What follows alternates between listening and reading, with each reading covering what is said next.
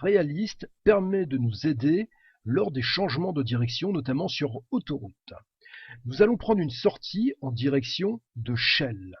Et nous allons voir si ce qui est indiqué au niveau du GPS est bien matérialisé sur le terrain. Après 800 mètres, prenez la sortie. On peut voir le panneau nous indiquant la direction Chelles, sortie numéro 9. Sur le TomTom, on peut constater que la direction de Chelles est clairement indiquée avec la sortie numéro 9. Nous sommes sur une 3 voies plus une 4e voie pour le changement de direction. C'est tout à fait réaliste avec ce qui se passe sur le terrain, à savoir une 3 voies plus la 4e à droite pour prendre la direction de Chelles. Une fois l'intersection passée, nous retrouvons une modélisation 3D tout à fait traditionnelle. Petit détail intéressant, si jamais de guidage avancé ne vous donne pas satisfaction, il est bien entendu possible de la désactiver dans les menus du GPS ou d'un simple clic sur l'écran, vous pouvez revenir à une navigation 3D ordinaire. Nous allons maintenant tester la fonction certainement la plus importante de ce GPS, à savoir le recalcul d'itinéraire en cas d'erreur. En effet, il est primordial que le GPS soit capable de redéfinir un nouveau parcours le plus rapidement possible lorsque l'on se trompe de direction. Voyons un petit peu ce que donne ce GPS. Nous allons volontairement ignorer la commande de tourner à droite pour continuer tout droit. L'objectif étant de voir si le GPS va nous proposer un itinéraire alternatif très rapidement. Faites le tour du rond-point, 4e sortie, puis tournez à gauche.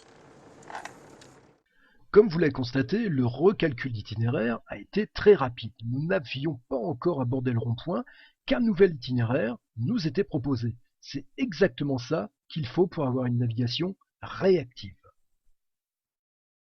Au vu des tests que nous avons pu pratiquer sur ce GPS, il s'avère que le TomTom XL IQ-Route est beaucoup plus rapide que la précédente génération, à savoir le TomTom XL 2008. Et plus surprenant, ce GPS est plus rapide que les hauts de gamme actuels de chez TomTom, à savoir le TomTom Go 740 et le 940 Live. Et ça, c'est une véritable surprise. Fonctionnalité très appréciée des GPS TomTom, l'annonce à l'approche des radars. Alors, dans notre démonstration, nous avons mis nos radars TomTom Max afin que vous puissiez voir un petit peu le fonctionnement sur le GPS, et nous avons mis aussi les radars d'origine TomTom afin que vous puissiez comparer. À une distance que nous avons paramétrée, nous allons avoir deux alertes. La première sera visuelle, la deuxième sonore. Attention, radar fixe, 110 km/h. Et maintenant, les radars d'origine TomTom.